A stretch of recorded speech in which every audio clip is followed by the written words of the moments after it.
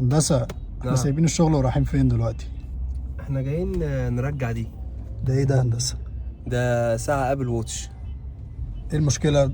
رايحين نرجع ساعة ابل واتش، ايه المشكلة دي؟ والله المشكلة ان الساعة دي مش شغالة اصلا. ازاي يعني؟ يعني ابل ووتش، يعني ابل مصنعة ساعة مش شغالة فيها عيب صناعي، يعني احنا جايين نرجعها. تمام، عشان الساعة فيها عيب صناعي. وهنا بقى بنقول للناس ايه؟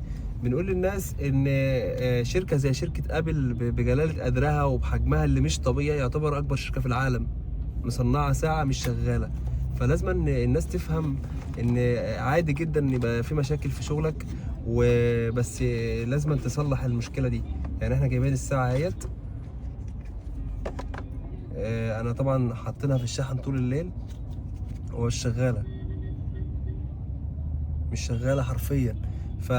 فما حدش يجلد ذاته، لان الموضوع عادي ان انت تغلط او ان انت تعمل حاجه فيها مشكله، ده عادي. الفكره في ان انت تعالج المشكله دي وبسرعه، وبرضه ما تنكرش الغلط وتعترف بيه يعني. فحتى ابل شغلها فيه مشاكل. بس كده يا هندسه. تمام يا هندسة.